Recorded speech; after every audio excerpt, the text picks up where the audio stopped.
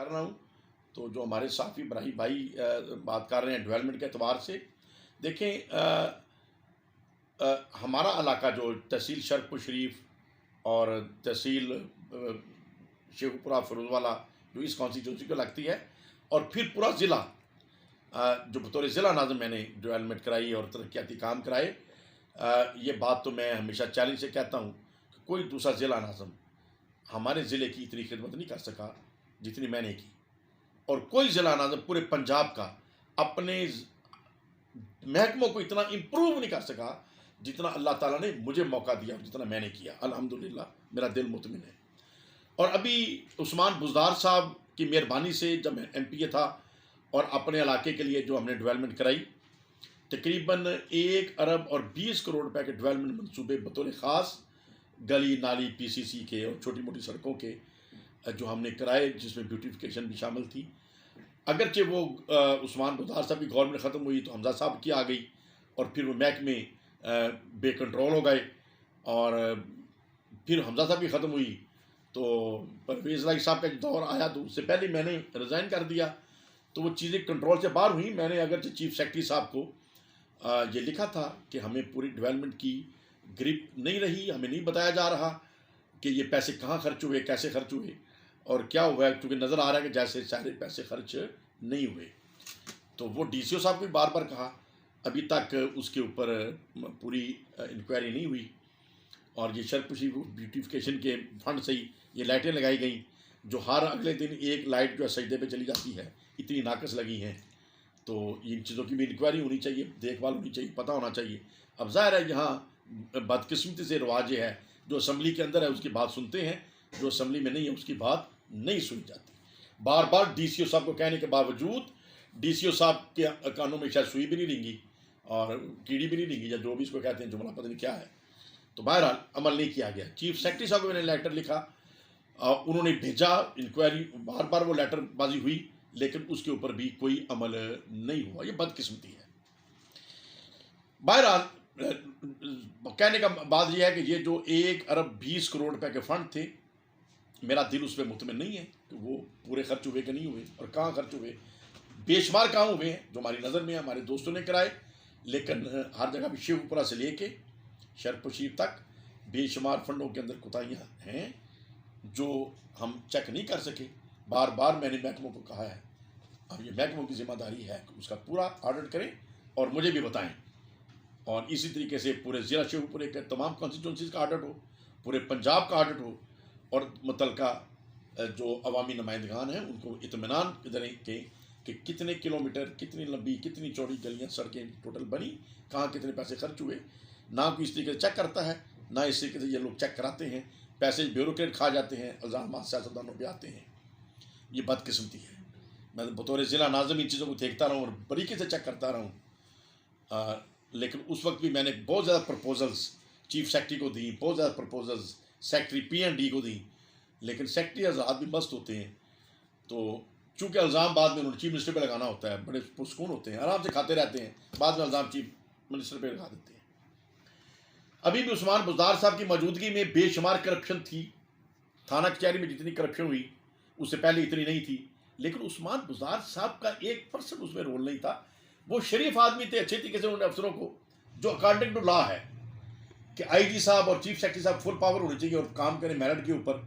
बुज़दार साहब का विजन वही था, इमरान खान साहब का विजन वही था, लेकिन जब उधर से खामोशी हुई, नीचे से इन्होंने लूट मचा दी अफसरों ने, और बेशुमार काम थाने कचहरी में पैसे को बगैर होते ही नहीं थे, पैसे के साथ ही होते थे, लेकिन इल्ज़ाम उनके ऊपर आता रहा। बहरहाल ये बदकिस्मती है हमारे मुल्क की। अभी बतौर ख़ास जो मैं बात करनी चाहता हूँ उस्मान बुज़दार साहब की मेहरबानी से, जो फूल मंडी में सईद चौक की जो सड़क 10 साल से, राना तनवीर हुसैन साहब MNA थे, अली समड़ा साहब MPA थे, 10 साल से वो सड़क इतनी टूटी हुई थी कि शरफपुर शरीफ का लाहौर के साथ रास्ता ही डिसकनेक्ट हो चुका था। साहब हैसियत लोग मोटरवे से निकल जाते थे, गरीब बंदे तो जा ही नहीं सकते थे। गरीब माएँ बहना मैंने कई दफ़ा देखी, वहाँ गंडरियाँ उठा के हाथ में बच्चे को उंगली से लगाया हुआ है, इधर से उतरती थी रक्शे पे, फिर मील का सफ़र करके पैदल फिर आगे रक्षा पकड़ना। तो मैंने बुज़दार साहब को ये चीज़ें समझाई, उन्होंने मेहरबानी फरमाई। बहुत बड़ा प्रोजेक्ट, 4.25 अरब रुपए का प्रोजेक्ट हमें मेहरबानी किया, रावी पुल से लेके दूसरा चौक तक, बेगम कोट से लेके फैजपुर इंटरचेंज तक ये बिल्कुल मार रोड के लेवल की सड़क का इफ्तिताह उस्मान बुज़दार साहब ने फरमाया और मुझे अपने साथ बैठाया और पूरे ज़िले से किसी MNA MP को उन्होंने साथ नहीं बैठाया। वाहद मियाँ जलील शरपुरी था जिसको उन्होंने साथ बैठाया, तमाम बाकी सामने बैठे थे और मेरी मौजूदगी में उसका इफ्तिताह हुआ और उन्होंने ये मेहरबानी फरमाई, इलाके को तोहफ़ा दिया मेरी दरख्वास्त पर, जिससे ये इलाका खिल गया है। अब वो चौक बेहतरीन सड़क बन गई है।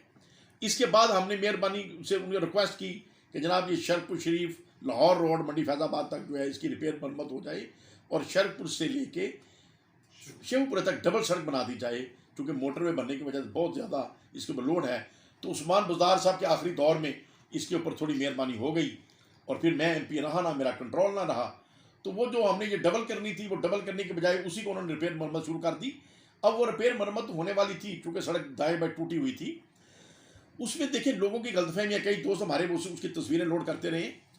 देखिए ये जो आम सड़क होती है जिसमें लुक के ऊपर छट्टा डाला जाता है, उसकी लाइफ है 3 साल। 3 साल बाद उसे मरम्मत होना चाहिए बाई लॉ। ये जो कारपेटेड रोड है इसकी लाइफ है 10 साल। 10 साल बाद इसे मरम्मत होना चाहिए कि दोबारा कारपेट उठा के दोबारा ऊपर नया कारपेट बिछे। अभी इस सड़क को 15 साल हो गए तकरीबन। 15 साल पहले ये बनी थी और जगह जगह से ट्रेनें पड़ चुकी हैं, बाद जगहों से बिल्कुल खड्डे ऐसे पड़ गए हैं कि वहाँ पानी खड़ा रहता है। तो अभी ये काम ना करवा सकते, जैसे 10 साल तक वो राना तनवीर साहब ना करा सके, मंडा साहब भी ना करा सके हुकूमत में रहने के बावजूद। तो ये सड़कें जब टूट जाती हैं और 2 साल में बिल्कुल, तो किसने करानी थी? मियाँ जलील शरपुरी तो दोबारा इलेक्शन नहीं लड़ना, मैं तो दोबारा इरादा नहीं रखता। तो जो नुमाइंदगान आएंगे पता नहीं वो मेरे जैसे बेलौस आएंगे या पहले जैसे सियासतदान आएंगे, दोबारा तवज्जो नहीं करेंगे। तो लिहाजा ये हो गया। अब ये सड़कें दोबारा मरम्मत रिपेयर हो रही हैं। तकरीबन 1 अरब से ज़्यादा ग्रांट इन दोनों के लिए उस्मान बुज़दार साहब ने मेहरबानी फरमाई और ये अरबों रुपए के मंसूबे मियाँ जलील शरपुरी की रिक्वेस्ट के ऊपर ये बनने शुरू हुए। अगर आज कहीं जाके अपनी फ़ोटोएं उतारते फिरते हैं, वो तस्वीरें जितनी मर्जी उतरवाने, लोगों को पता है इसमें किसी दूसरे का एक आने का रोल नहीं है। ये जो अरबों रुपयों से ये रिपेयर मरम्मत हो रही है पूरी सड़क, शरकपुर शिवपुरा रोड, शरकपुर लाहौर रोड और ये फूल मंडी का जो पूरा जो बन रहा है सही चौक वाला दुसाको चौक पर सारी, इसमें सिर्फ और सिर्फ अगर रोल है तो मियाँ जलील शरकपुरी का है, किसी दूसरे का एक आने का इसमें कंट्रीब्यूशन नहीं है। अगर कोई आप झूठे नारे लगाता फिरता तो लगाता फिरे, उससे क्या फ़र्क पड़ता है। बाकी बात यह है, जैसा कि मैंने पहले भी कहा और कुछ अर्सा पहले भी कह दिया था कि मैंने ना असद उमर साहब को बता दिया कि मेरा इलेक्शन लड़ने का कोई इरादा नहीं है। इसलिए नहीं है कि मैं खान साहब से मोहब्बत जो रखता हूँ दिल से रखता हूँ और मुझे कराहत आती है जब ये शुभ आए कि मुझे अपना लालच है। मैं क्या चाहता नहीं, मुझे टिकट दे, उसको ना दे, मुझे दे, मुझे ये कमीनापन लगता है, साफ बात, मुझे कमीनापन लगता है।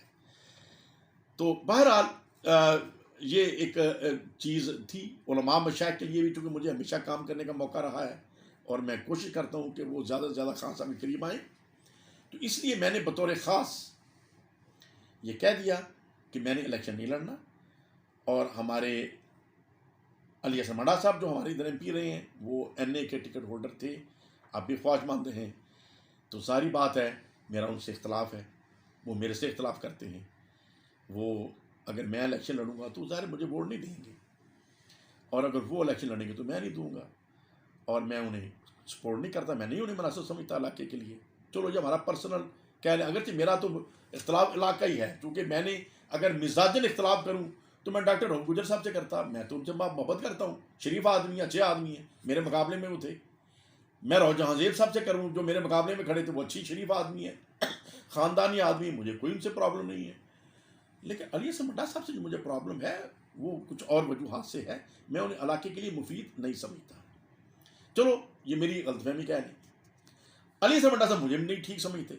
तो अब इसका हल क्या है? हम दोनों जब खान साहब के साथ हैं, इसका एक ही हल है कि हम दोनों जो इलाके में, मैं भी बतौर MPA खिदमत करता रहा हूँ और अली हसन मंडा साहब बतौर MPA काम करते रहे हैं, मैं बतौर MNA भी रहा हूँ, बतौर ज़िला नाज़िम भी रहा हूँ। ये सब टाइटल होने के बावजूद आज टिकट की कमिटमेंट है खान साहब के मेरे साथ, खुद खान साहब की। मिलिट्री सेक्रेटरी ब्रिगेडियर अहमद मौजूद थे, गवर्नर चौधरी सरवर साहब मौजूद थे, चीफ मिनिस्टर उस्मान बुज़दार साहब मौजूद थे, और इमरान खान साहब ने मेरे साथ ये कमिटमेंट फरमाई कि इस हल्के का MNA और इसके साथ जो 3 MP हैं, जैसे आप कहेंगे हम उस तरीके से फैसला करेंगे। लेकिन मैं अपना अखलास शो करने के लिए ये मैंने ऐलान किया है कि मैंने इलेक्शन नहीं लड़ना। और अली से मंडा साहब से मैं चाहूँगा वो भी ऐलान फरमाएं बेलौस, ताकि हम दोनों मिलकर इमरान खान साहब के कैंडिडेट के लिए काम करें। ना कैंडिडेट मंडा फैमिली से हो, ना कैंडिडेट मियाँ फैमिली से हो। मैं अपनी फैमिली को भी रिकमेंड नहीं करूँगा, अली से मंडा साहब अपनी फैमिली से किसी को रिकमेंड ना करें। दीगर फैमिलियों में से हम बेशुमार अच्छे लोग मौजूद हैं, हम मिल के इंतखाब करें।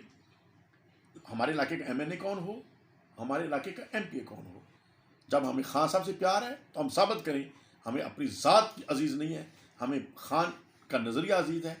पाकिस्तान की बका के लिए, पाकिस्तान के मुस्तकबिल के लिए, पाकिस्तान की मजबूती के लिए आएँ, आगे बढ़ें, मिलजुल कर इलाके की खिदमत करें और खान साहब के हाथ मजबूत